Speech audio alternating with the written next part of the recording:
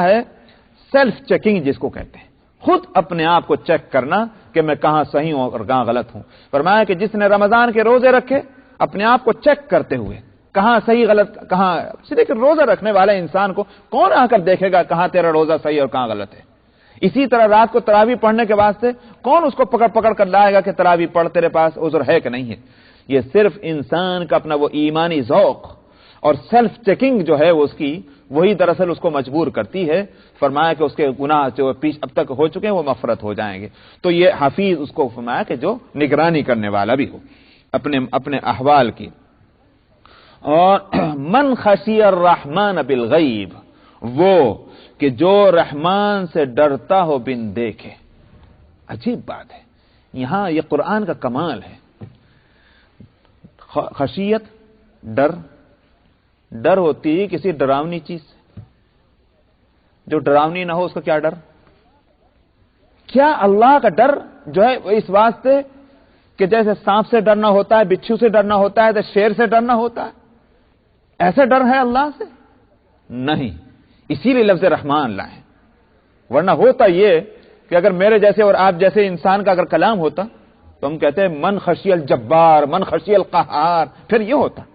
تو اس کا مطلب یہ کہ اللہ میں ڈراونے ہیں، ان سے ڈرنا نہیں۔ ایک ڈر ہوتا ہے تعظیمی، ریسپیکٹ، عظمت ہے کسی کی اس لیے ڈر ہے، اور ایک ڈر ہے کسی کا اس لیے کہ وہ ڈراونا ہے اس لیے ڈر ہے۔ سمجھ میں آیا؟ ماں باپ کا بھی ڈر ہوتا ہے اولاد کو، مگر اس لیے نہیں کہ وہ خوفناک ہیں، خطرناک ہے، کھا جائیں گے، بلکہ ان کی عظمت بشرطے ہے کہ وہ ماں باپ کو جانتا ہو کہ ماں باپ کس کو کہتے ہیں۔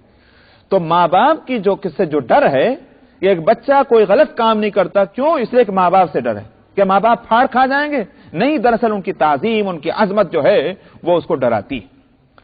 یہاں فرمایا رحمان، عجیب بات، یعنی رحمان کا لفظ اللہ کے جو رحمان ہیں ان کا ڈر۔ اس کا مطلب یہ ہوا کہ اس اللہ کی شان رحمانی، خوب اس نقطے کو سمجھ لیجئے۔ بہت سے لوگ کہا کرتے ہیں گناہ کرتے ہوئے، ہاں جی ہم نے گناہ تو کیا، اللہ رحیم ہے، معاف کر دیں۔ ارے ظالم، یہ موقع اللہ کی رحمانی اور رحیمی کا حوالہ دینے کا نہیں ہے، یہاں تو اللہ کے جبار اور قہار ہونے کا خیال کرو تم۔ اس لیے یہاں کہا گیا رحمان، جانتا ہے کہ اللہ رحمان ہے، مگر اس کے باوجود گناہ پر آمادہ نہیں ہوتا۔ کیوں نہیں ہوتا؟ اس لیے کہ ڈر ہے۔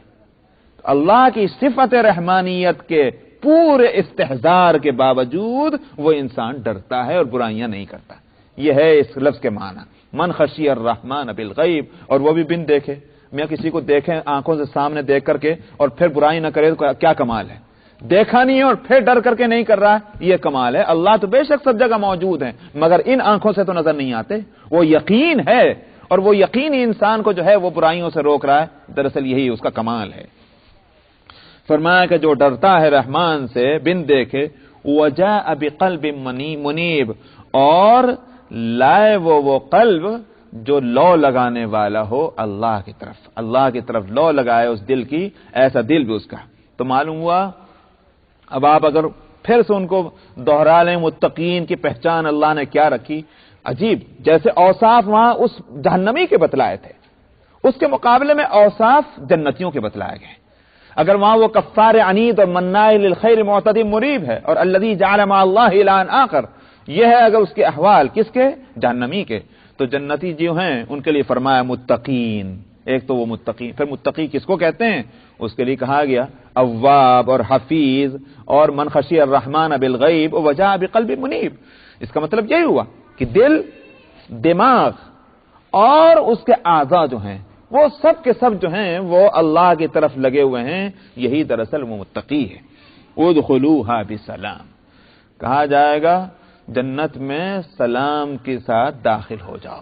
سلام سے مراد یا تو اس کے لغوی معنی ہے امن، پیس، کوئی خطرہ نہیں، کوئی پریشانی نہیں، جاؤ، تمہاری ملکیت ہے، جنت تمہارا ہی اپنا گھر ہے، تمہارا اپنا وطن ہے، اپنے گھر میں چلے جاؤ بے دھڑک، کیا تکلف اپنے گھر میں جانے کے اندر۔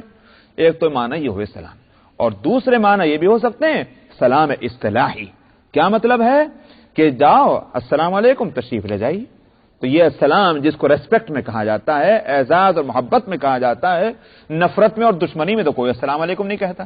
مطلب یہی ہے کہ اب تم قابل عزت ہو، قابل تکریم ہو، والسلام علیکم، تشریف لے جائیے جنت کے اندر۔ تو دونوں معنی ہو سکتے ہیں۔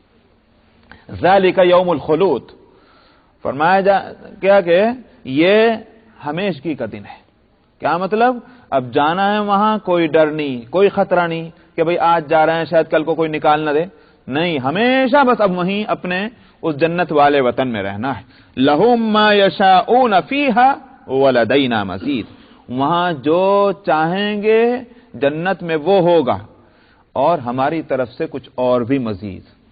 یعنی ان جنتیوں کی خواہشیں تو ہوئیں گی پوری، جو بھی خواہش ہو، لیکن یہاں ایک نقطہ میں بتا دوں، کہیں یہ دماغ ادھر نہ چل پڑے کہ صاحب اچھا تو ہم گناہ بھی کریں گے وہاں جا کے۔ سمجھ میں آیا؟ یہ لہم فیہا ما یشاؤون کے معنی یہ نہیں ہے کہ جنت میں جا کر انسان گناہ کی خواہش کرے گا اور گناہ بھی کرے گا۔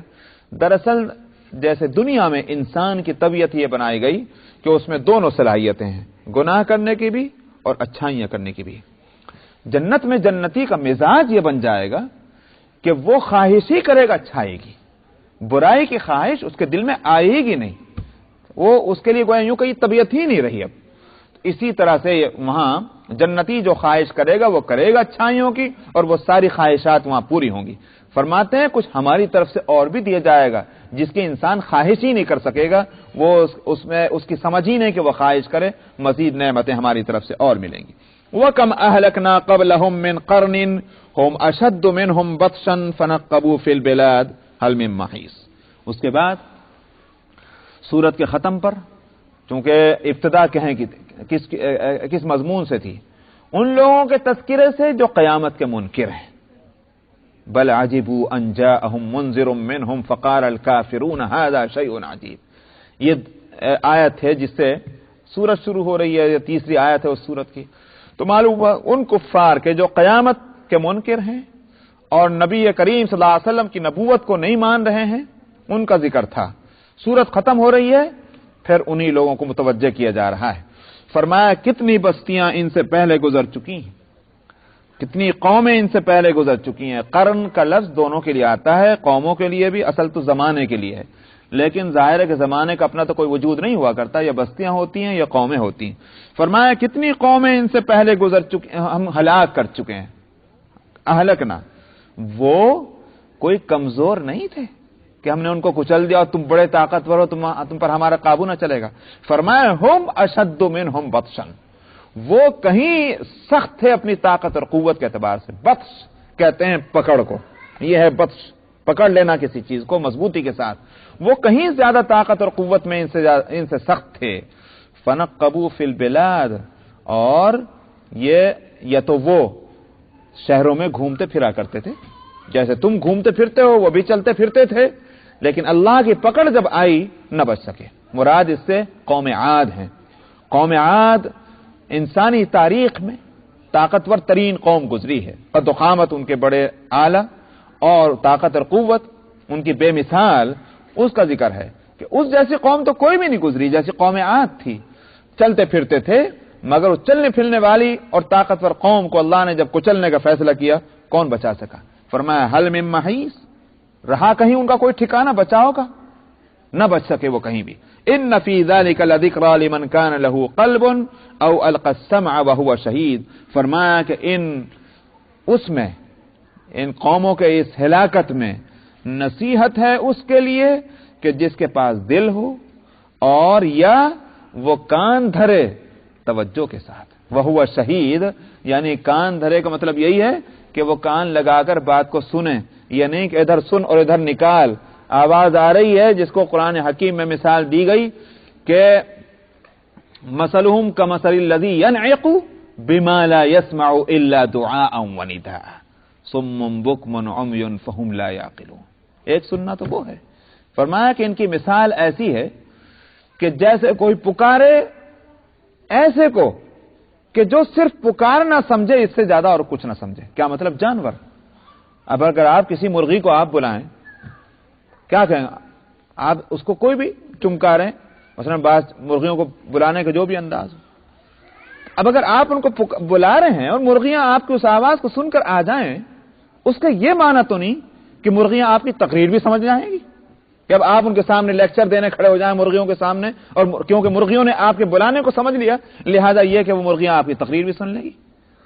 تو جیسے جانور ہوتے ہیں کہ وہ بلانے اور دھتکارنے کو سمجھ جاتے ہیں لیکن تقریر نہیں سمجھ سکتے، یہی حالت ان کفار کی ہے کہ سنتے ہیں مگر نہ سننے والوں میں، یہ ان کو اللہ نے دی ہے عقل مگر سمجھتے نہیں ہے۔ تو مگر یہاں مراد ہے ان لوگوں سے کہ ان کو لیے نصیحت ہے کہ جن کے سینے میں دل ہو، حساس دل، اور وہ کان دھریں حاضر دماغی کے ساتھ، ان کے لیے اس میں نصیحت ہے۔ بس وقت ہو گیا، انشاءاللہ باقی آئندہ اور آیت نمبر 38 سے ہونا چاہیے، 37 سے ہو گیا ہوگا۔ چلیے آیت نمبر 37 سورہ قاف، آیت نمبر 37 صفحہ نمبر 1417۔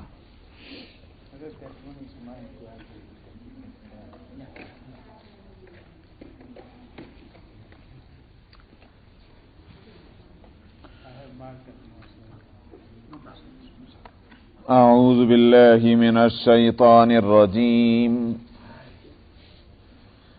بسم اللہ الرحمن الرحیم، ان فی ذلک لذکری لمن کان له قلب او القى السمع وهو شہید،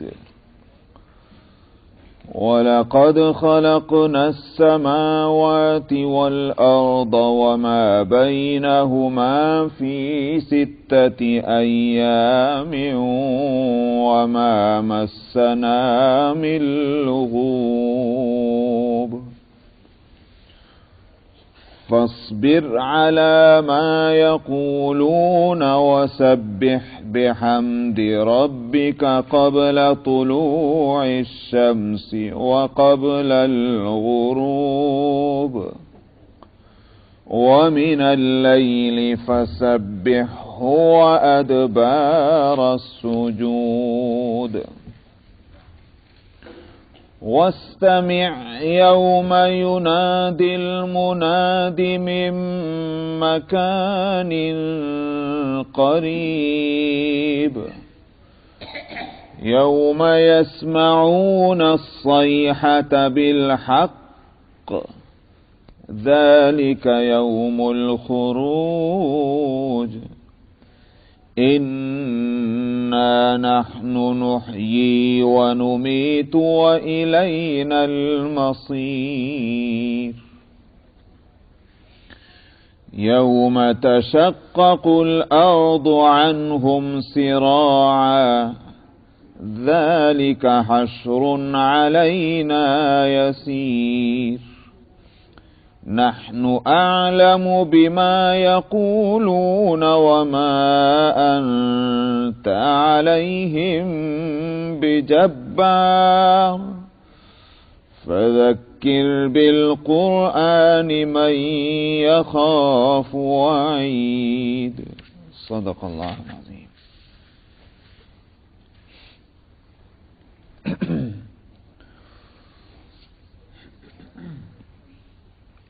آیت نمبر 36 میں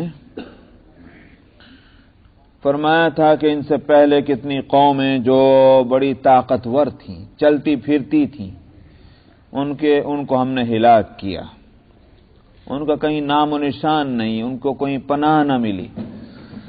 تو اس بات میں نصیحت ہے اس شخص کے لیے کہ جس کے پاس دل ہے اور وہ کان لگا کر توجہ کے ساتھ سنتا ہو، ایسے آدمی کے لیے نصیحت ہے۔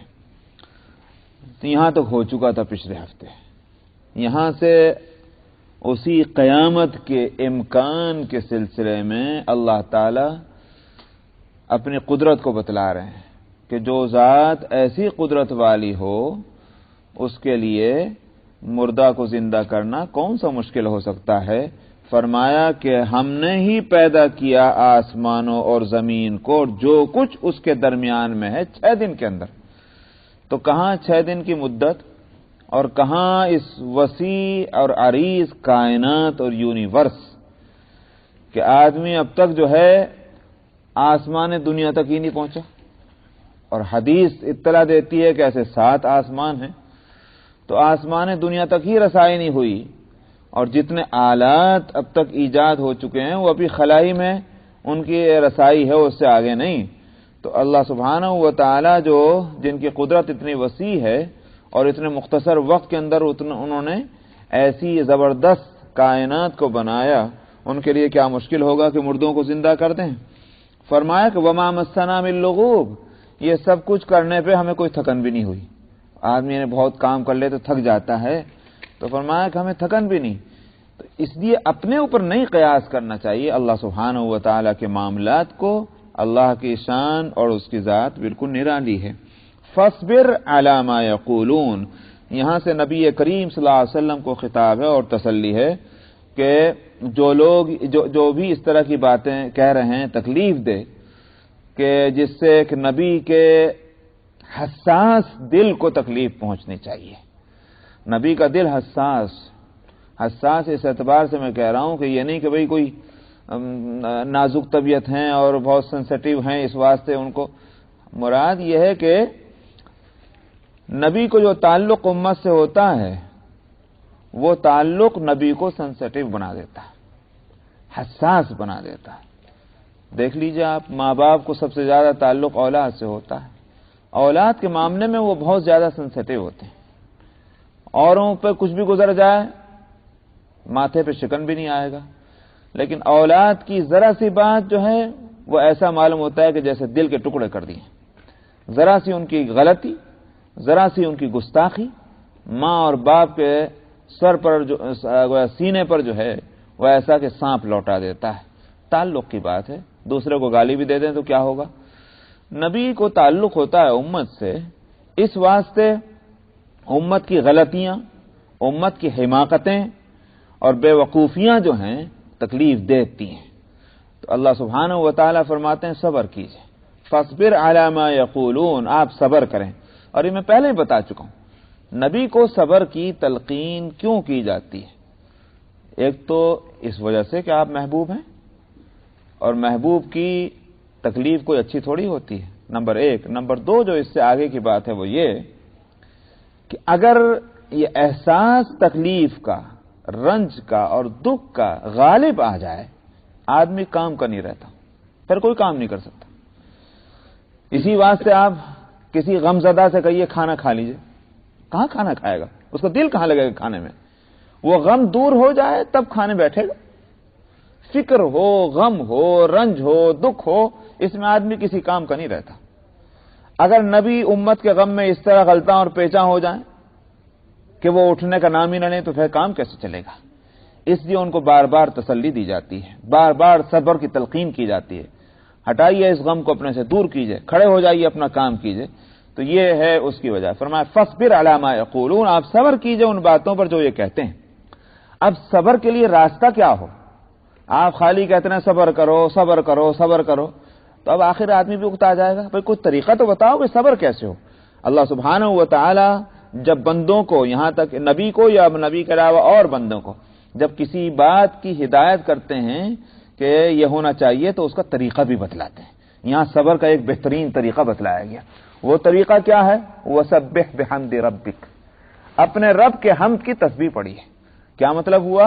یہ تو الفاظ ہوں گے، سبحان اللہ، الحمدللہ، لا الہ الا اللہ وغیرہ وغیرہ، یہ تو الفاظ ہیں، لیکن دراصل جب آدمی ارادتاً اللہ کی تسبیح اور حمد کی طرف لگے گا تو اس کا دماغ بھی تو اللہ کی طرف لگے گا، اور جب دماغ اللہ کی طرف لگ گیا تو پھر ظاہر بات ہے کہ دماغ جو ہے، انسان کا ذہن اور فکر جو ہے وہ ایک وقت میں ایک ہی کام کر سکتا ہے، دو نہیں کر سکتے۔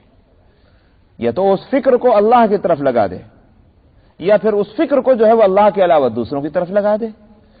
اسی واسطے جس کو یوں کہیے کہ ذہن کا منتقل کر دینا وہ بہترین علاج ہوتا ہے۔ آپ کسی کے پاس جائیں، کوئی بیچارہ رنج میں، دکھ میں بیٹھا ہو، آپ کیا کریں؟ اس کے دکھ کو ہم ہلکا کرنے کے واسطے اس سے کچھ اور باتیں کریں جس سے کہ اس کی طبیعت بہل جائے، ذرا اس کو ہنسی آ جائے، ذرا وہ خوش ہو جائے، لیجیے صاحب اس کا رنج دور ہو جائے گا۔ کیا ہوا؟ آپ نے اس کے ذہن کو جو ہے دوسری طرف منتقل کر دیا۔ تو یہ علاج ہے۔ اسی واسطے احادیث میں جو ادب سکھلایا گیا بیمار کی تیمارداری کا، وہ یہ نہیں کہ آپ بیمار کے پاس جائیں کہنے وہ واقعی بہت تیز بخار ہو رہا ہے، یہ تو بالکل آدمی کو مردہ کر دیتا ہے، واقعی تم جی کس طرح رہے ہو، مجھے تعجب ہے، مر جانا چاہیے ایسے آدمی کو۔ وہ نہیں مرا تو مر جائے گا۔ لیکن اگر آپ اس کے پاس جا کر یہ کہیں کہ نہیں انشاءاللہ اللہ چاہے تو ٹھیک ہو جائے گا، کوئی گھبرانے کی بات نہیں ہے، ایسا ہو جاتا ہے، موسم کا اثر ہے، 10 باتیں کہیے، طبیعت ہلکی ہو گئی۔ حضرت تھانوی رحمۃ اللہ علیہ نے اپنا خود ایک واقعہ لکھا ہے کہ وہ طبیعت خراب تھی تو اپنے پاس جو رہا کرتے تھے، خدمت کرتے تھے، ان کو کہا کہ جاؤ حکیم صاحب کے پاس جاؤ اور جا کر ان سے کہنا کہ یہ حالت ہے، میں نے دوا استعمال کی اتنے دن تک اور اب حالت یہ ہے۔ وہ گئے حکیم صاحب کے پاس، آ کر انہوں نے جواب جو دیا وہ یہ دیا، حکیم صاحب نے کہا ہے کہ تعجب ہے کہ اب تک کیوں آرام نہیں ہوا، دوا تو اس کی بس یہی ہے جو میں نے دی ہے، اب اگر آپ کو آرام نہیں ہوا تو مجھے خود اس پر بڑی حیرانی ہے۔ یہ اس طرح کی بات کہی ہے، گویا فکر مندی کا اظہار انہوں نے حکیم صاحب نے بھی کیا اور انہوں نے ایسی آگے نقل کر دیا۔ فرمایا تمہیں تو کام بھی نہیں کرنا آتا، سمجھ میں آیا، میرے ذہن پر تم نے بوجھ مسلط کر دیا، سمجھ میں آیا، تم جاؤ واپس اور جا کر پھر آؤ، کہنا چاہیے بیمار کو کہ انشاءاللہ ٹھیک ہو جائے گا، آپ اور دوائی یہی استعمال کریں، اللہ چاہے تو اس سے فائدہ ہوگا، تم نے آ کر میرے ذہن کو اور زیادہ بوجھل کر دیا۔ تو وہ اس طرح علاج کیا کرتے تھے اپنے معتقدین کا۔ یہ واقعہ یہی ہے، اسی واسطے حدیث میں یہی بتلایا گیا کہ جب بیمار کے پاس جائیں تو آپ کا انشاءاللہ طہور، اللہ چاہے تو یہ تمہارے لیے جو کچھ تھوڑی بہت انسان کے ساتھ لگی رہتی ہیں کمزوریاں اور خطائیں اور غلطیاں، انشاءاللہ یہ اس کے پاک کرنے کا ذریعہ بنے گی۔ اب ایک مومن جو ہے جب اس کو یہ بتائیے جو آپ تکلیف ہے یہ آپ کے انشاءاللہ درجوں کو اللہ کے یہاں بلند کر رہی ہے اور انشاءاللہ جلدی آرام بھی ہو جائے گا، دیجئے صاحب جو تکلیف اٹھا چکی اس کی وجہ سے اس کو تسلی ہو رہی ہے اور آئندہ کے واسطے اطمینان بھی اس کو مل رہا ہے۔ میں یہ عرض کر رہا تھا کہ ذہن کو منتقل کرنا یہی علاج ہے۔ فرمایا کہ وسبح بحمد ربک، اللہ کے حمد کی تسبیح پڑھو۔ تو کیا ہوا؟ جب اللہ کی طرف لو لگ گئی تو ادھر سے غم غلط ہو گیا۔ اور فرمایا کہ قبل طلوع الشمس وقبل الغروب، سورج کے نکلنے سے پہلے اور غروب سے پہلے بھی، سن سیٹ اور سن رائز۔ اس سے اشارہ اس طرف ہے کہ یہ تسبیح سے مراد جو ہے وہ تسبیح پڑھی اپنے رب کے حمد کی، اس سے مراد ہے نماز، اس لیے کہ نماز ہی کے اوقات مقرر ہیں۔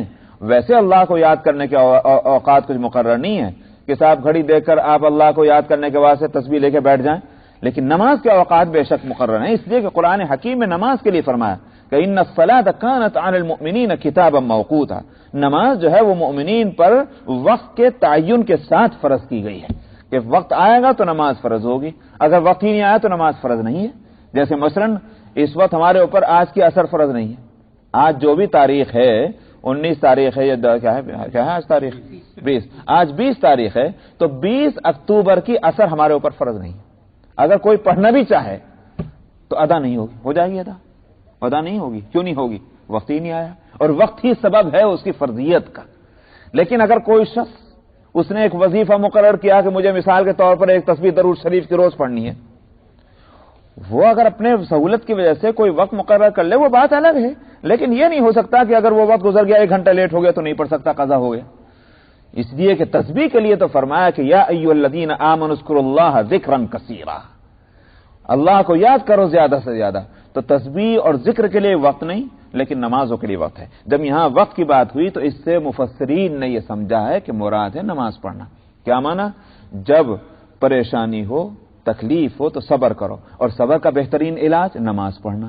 اسی واسطے آپ دیکھ لیجئے سورہ بقرہ میں کیا فرمایا مسلمانوں کو، یہاں تو نبی کو خطاب ہے، دوسری جگہ مسلمانوں کو خطاب کرتے ہوئے فرمایا یا ایھا الذین آمنوا استعینوا بالصبر والصلاۃ، اے ایمان والو مدد حاصل کرو صبر سے اور نماز سے۔ معلوم ہوا کہ صبر اور نماز کا جو ہے وہ ایک چولی دامن کا ساتھ ہے، صبر مقصود ہے، ذریعہ اس کی نماز ہے۔ یہ مطلب نہیں ہے کہ نماز کو کسی چیز کا ذریعہ بنا کرے، وہ نماز تو اللہ کے واسطے پڑھی جائے گی، نیت یہی ہوگی کہ اللہ کے لیے پڑھ رہا ہوں، لیکن خود بخود اس سے صبر آ جائے گا۔ تو یہاں مراد ہے اس سے نماز. اس کے اوقات بتلائے گئے. صبح کی نماز ہے, غروب آفتاب سے پہلے جو نماز ہوتی ہے عصر کی ہے, اور اسی طرح سے دوسری آیتوں میں اور بھی اوقات بتلائے گئے ہیں. فرمایا کہ وَمِنَ اللَّيْلِ فَسَبِّحْهُ, اور رات کے اوقات میں بھی اللہ کی تسبیح پڑھیں. اس سے مراد ہے رات کی نمازیں جیسے مغرب اور عشاء کی نمازیں ہوتی ہیں. اور فرمایا کہ وَأَدْبَارَ السُّجُودِ, اور سجدوں کے بعد میں بھی. سجدوں سے مراد جب نماز اگر لی جائے, اور ہے یہی, تو مراد یہ ہے کہ نمازیں بھی پڑھو اور نمازوں کے بعد بھی کچھ تسبیح پڑھ لیا کرو اللہ کو. تو اسی واسطے نبی کریم صلی اللہ علیہ وسلم کا معمول مبارک نمازوں کے پیچھے تسبیحات کچھ نہ کچھ پڑھنے کا تھا. بعض حدیثوں میں آتا ہے کہ آپ لا الہ الا اللہ, لا الہ الا اللہ وحدہ لا شریک لہ لہ الملک ولہ الحمد یحیی ویمیت وہو علی کل شیء قدیر 10 مرتبہ پڑھا کرتے تھے. بعض روایتوں سے معلوم ہوتا ہے کہ آپ نے یہ فرمایا کہ 10 مرتبہ سبحان اللہ اور الحمدللہ اور اللہ اکبر پڑھ لیا کرو. بعض اور روایتوں سے معلوم ہوتا ہے کہ آپ نے فرمایا کہ 33 دفعہ سبحان اللہ الحمدللہ اور 34 دفعہ اللہ اکبر.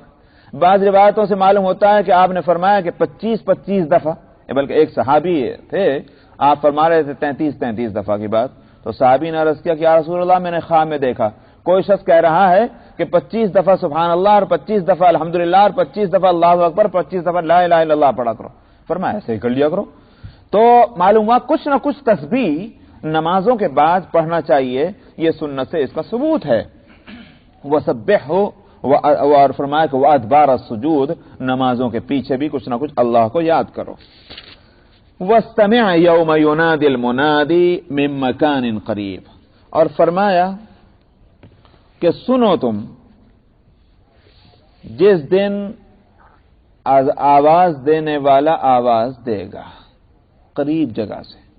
یعنی مطلب یہ ہے کہ اس بات کی طرف ذرا کان لگاؤ.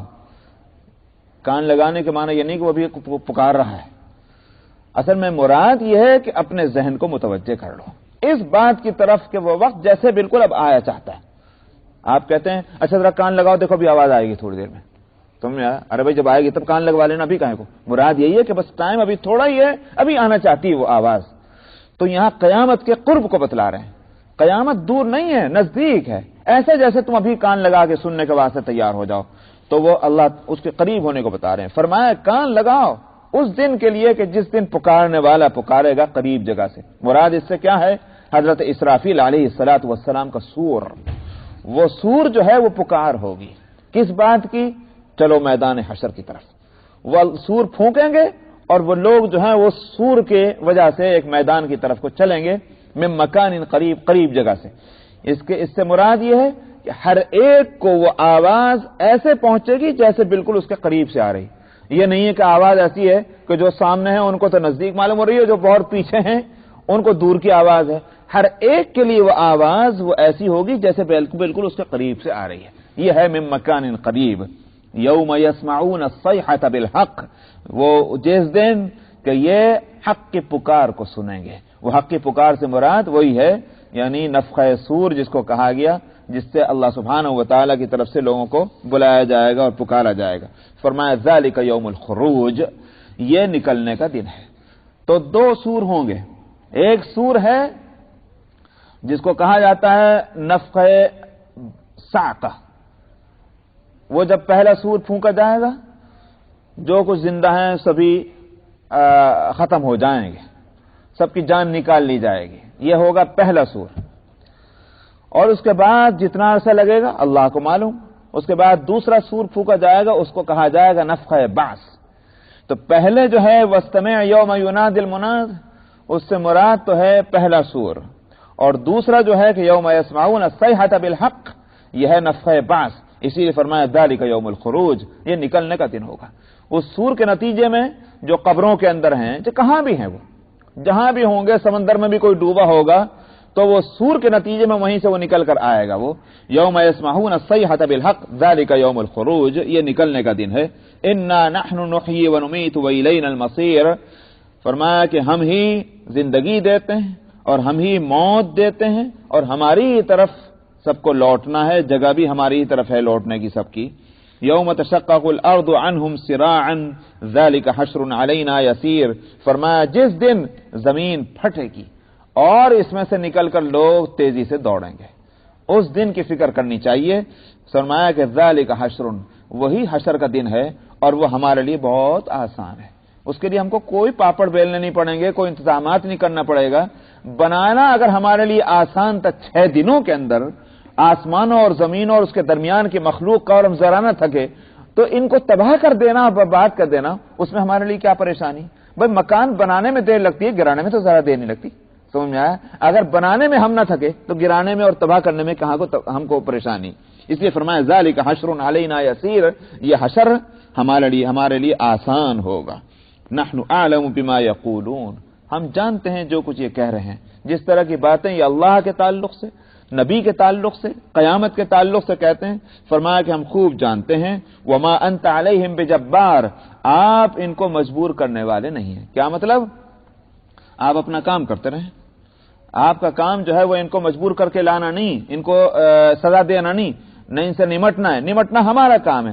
آپ تبلیغ دین کرتے رہیں، ان کو واعظ و نصیحت کرتے رہیں. مجبور کرنا آپ کا کام نہیں، یہ ہمارا کام ہے. جس کو چاہے ہم راہ حق پہ دے دیں اور جس کو چاہے ہم بعد میں پکڑیں. یہ دراصل نبی کو سنانا نہیں بلکہ دوسروں کو سنانا ہے کہ نبی تو اپنا کام کر رہے ہیں. پکڑ ان کی نہیں ہوگی کل کو تمہاری غلطیوں کی وجہ سے، پکڑ تمہاری ہی ہوگی. اس لیے تم کو فکر کرنی چاہیے. فذکر بالقرآن من یخاف وعید، تو اے پیغمبر آپ ان کو قرآن کے ذریعے سے نصیحت کیجئے.